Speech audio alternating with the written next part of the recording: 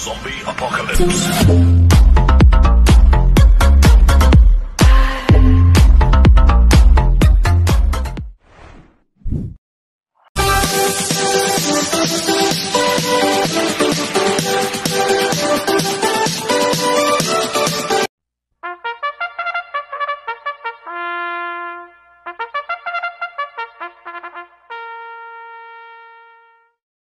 Gandang araw po mga bayang karerista.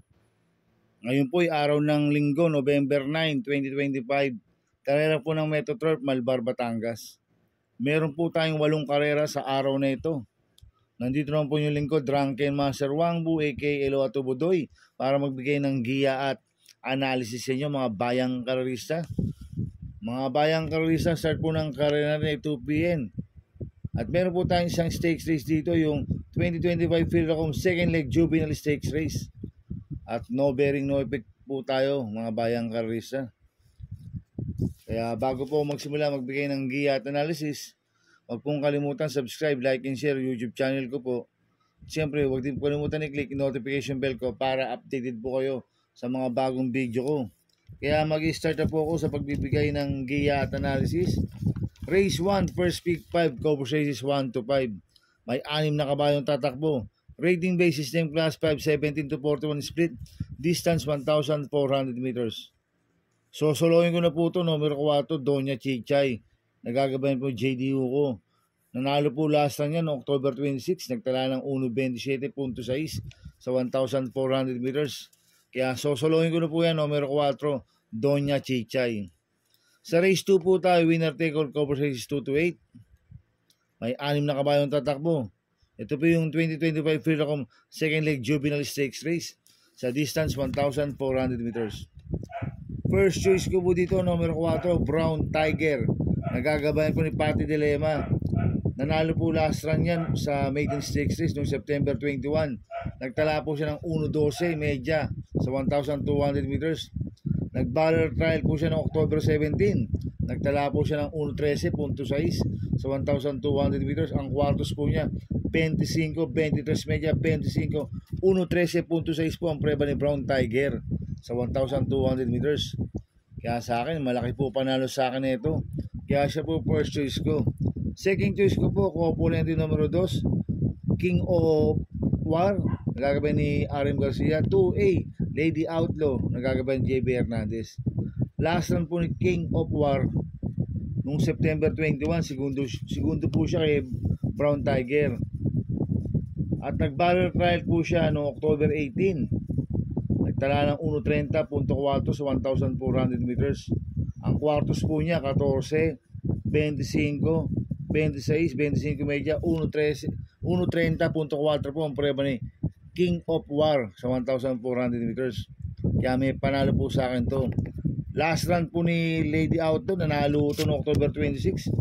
Nagtala ng 1.29.6 sa 1,400 meters. Cambio inete, binigay kay JB Hernandez. Ang nagpanalo po dyan, last run si RM Garcia. Kaya itong componente numero 2 sa to, parehas po may panalo to. Kaya sila po second choice ko. Kaya ang first choice ko po, numero 4, Brown Tiger. Second choice ko po, componente numero 2, King of War. 2A, Lady Outlaw. Sa race 3 po tayo, Pixies Cobras races 3 to 8. May 9 na kabayong tatakbo. Rating base din plus 4, 42 to 56 split. Distance 1,400 meters. First choice ko po dito, numero 9, Guerrero Warriors. Nagagabayan po ni JD Sarate. Ito, last run po na ito, October 11, pang 11 kalamang nano. Nagtala ng 1.27.2 sa 1.4. Cambio hinete, binigay kay JD Sarate. Last run, JD pabalik po sumakay dito. Gamay po ni JD Sarate yan, si Guerrero Warriors. At meron 1.26 medya po sa 1.4 yan. Kaya sa akin, malaki po panalo sa akin ito. Kaya siya po first choice ko. Second choice ko po, numero 7, Batang Kangkalo. Nagagabayan po ni JD Pabilik. Nanalo po last run niya no October 25. Nagtala ng 1.42 medya sa milya. Pero meron 1.26.4 po sa 1.4 yan. Si Batang Kangkalo. Kaya may panalo po sa akin to. Kaya siya po second choice ko. Maglalagay po ko ng third choice na Pandiyado. Numero 2, High Intensity. Na sasakyan po ni apprentice jockey RC Simasio. Nanalo po last run yan October 12. Nagtala ng 1.26 sa 1.4. Cambio Nating binigay sa apprentice RC Simasio. Ang nagpanalo po last run dyan si Jan Alvin Guse. Pero meron 1.25.4 po sa 1.4 yan. Kaya sa akin magandang diado ito. Kaya siya po third choice ko na pandiado. Kaya ang first choice ko po number 9 Guerrero Warriors. Second choice number 7 Batang Kangkalu. Third choice ko na pandiado number 2 High Intensity. Sa race 4 po tayo. Second pick 5 cover says 4-8. May 8 kabayong tatakbo. Rating basis ng class 4 42 to 56 split. Distance 1,400 meters. First choice ko po dito number 2 Trumpeter. Nagagabayan po ni Pabs Caballeo. Ito last run po nito October 26. Pang-5 kala Iridescent. Nagtala po ng 1.40 medya sa milya. Cambio Nating binigay kay Pabs Caballeo. Last run JD pabilik po sumakay dito. Meron 1.24.2 po sa 1.4 yan si Trumpeter. Kaya malaki po panalo sa akin ito. Kaya siya po first choice ko. Second choice ko po, numero 5, Goddess Soteria. Nagagabayan po J.A. Pastoral. Ito, last run po nito, October 26. Tumakbo ko lang moral ito eh. Nakipaglutsahan to kay Calculus, Goddess of Soteria. Ngayon, ang basa ko, tingin ko, solo airing to. Si Goddess Soteria, may 1.24 sa 1.4 po to. Pag ito napabayaan nila sa harapan, pwede makatapos po ng karera to si Goddess of Soteria. Kaya sa akin, malaki rin po panalo sa akin ito. Kaya siya po second choice ko. Kaya ang first choice ko po, number 2, Trumpeter. Second choice, number 5, Goddess Soteria. Sa race 5 po tayo. Pick 4, cover says 5-8. May 8 kabayong tatakbo. Rating based time class 5, 17 to 41 split. Distance 1,400 meters. First choice ko po dito, numero 1, Brown Pirate. Nagagabayan po ni Mart Alvarez. Last run po nito, October 26. Pang-apat kila Parisian Life. Nagtala po ng 1.42 medya sa milya. Pero meron 1.26.4 po sa 1.4 yan ha. Si Brown Pirate. Kaya malaki po panalo sa akin ito. Kaya siya po first choice ko. Second choice ko po, number 8, Bohemian. Nagagabayan po ni Jan Alvin Guse. Last run po nito, October 31. Pang-5 kilalaki Lilda, nagtala ng 1.28 puntos sa isa 1.4. Hindi binigyan ng importansya last run to si Bohemian eh. Ngayon, Cambio Nating ngayon, binigay na po kay Jan Alvin Guse. Last run, Joel Siego po sumakay dito. At meron 1.27 po sa 1.4 yan si Bohemian. At gamay na gamay po ni Jan Alvin Guse yan. Kaya malaki rin po panalo sa akin ito. Kaya siya po second choice ko. Kaya ang first choice ko po, number 1, Brown Pirate. Second choice, number 8, Bohemian. Sa race 6 po tayo. May 9 na kabayong tatakbo. Rating based ng class 3, 57 to 70. Distance 1,400 meters. So, solohin ko na po ito, numero 8, Resonant. Nagagabayan po JT Sarate. Last run po nito, October 26, Tarsero ko lang morally. Nagtala ng 1.39 sa milya. Pero ang best time nito sa 1.4, 1.22.8 si Resonant. Kaya sosolohin ko na po yan. Numero 8, Resonant. Sa race 7 po tayo sa penultimate race. May 9 na kabayong tatakbo. Rating based time class 5, 17 to 41 split. Distance 1,400 meters. First choice ko po dito, numero 7, Badabing. Nagagabayan po si CL Albingula. Last run po nito, October 26. Bugaw to kila Parisian Life eh. Nagtala ng 1.42.8 sa milya. Pangalawa sa bugaw po siya, si Badabing kila Parisian Life. Kaya malaki po panalo sa akin ngayon nito. Kaya siya po first choice ko. Second choice ko po, numero 2, Amor My Love. Nagagabayan po ni RC Tabor. Last run po nito, October 25. Segundo kay Batang Kangkalu.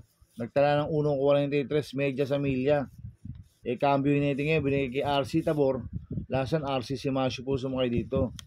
Kaya malaki rin po panalo sa akin ito. Kaya siya po second choice ko. Maglalagay po ako ng third choice, number 4, Heavyweight. Nagagabayan po JD Pabilik. Ito, bagong baba po ng rating based system si Heavyweight. Last run po nito, November 2. Tumakbo ko lang Captain Bob. Nagtala ng 1.29.4 sa 1.4. Pero meron 1.27 po sa 1.4 yan ha. Si Heavyweight. Kaya may panalo po sa akin to. Kaya siya po third choice ko. Kaya ang first choice ko po, numero 7, Badabing. Second choice, numero 2, Amor My Love. Third choice, numero 4, heavyweight. Sa race 8 po tayo sa last race. May 13 kabayong tatakbo. Rating based name class 5, 17 to 41 split. Distance 1,400 meters. First choice ko po dito, numero 12, Margo. Nagagabayan po ni RJC Tabor. Last run po nito, October 25. Pang 8 ko na Daniels yan. Hindi binigyan ng importansya last run ko sa Margo eh. Kaya nagtala lang siya ng 1.30 medyo sa 1.4. Cambio natin ngayon. Binigay kay RJC Tabor. Last run si J. Lazaro po sumakay dito. Meron pong 1.27.4 po sa 1.4 yan ha. Si Margo at gamay po ni RJC Tabor yan.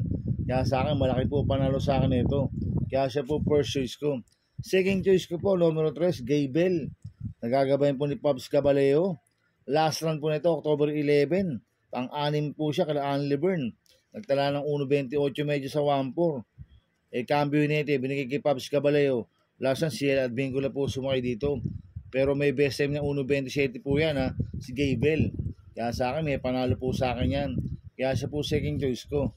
Maglalagay po ako ng third choice sa pandiyado, numero 1, Pasty. Nagagabayan po ni Danny Boy Camanyero. Last run po nito, October 28. Pang-apat kila Real Equity. Nagtala ng 1.30 sa 1.4. Cambio nito, binigay kay Danny Boy Camanyero. Last run, sumakay po dyan si Pati Dilema. Meron pong 1.29 medyo sa 1.4 yan, si Pasty. Kaya siya po yung third choice ko na pandiyado.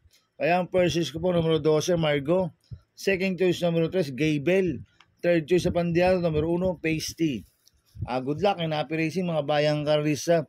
Inuulit ko, ito'y gabay ko lang at analysis ko. Pero pagdating sa tayan, kayo pa din na masusunod. Sana ay swertein tayo at magsitama. Kaya good luck po sa ating lahat mga bayang karista. Mga bayang karista, shoutout muna ako.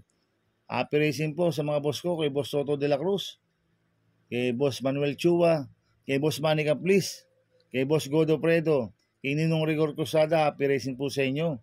At happy racing po sa mga taga Barcadano OTV. At happy racing din po sa mga taga Double Rock OTV. At happy racing din po sa mga kagrupo ko sa Ping Ping Boys. Ang founder po niya si Gary Cono. At syempre si Chairman Makachua ng Ping Ping. Happy racing po sa inyo. Kaya mga bayang karisa, please subscribe my YouTube channel at Tubudoy 2.0. Sana lagi niyo pong panoorin ads ko, huwag niyo pong skip. Kaya maraming salamat po sa inyo and God bless.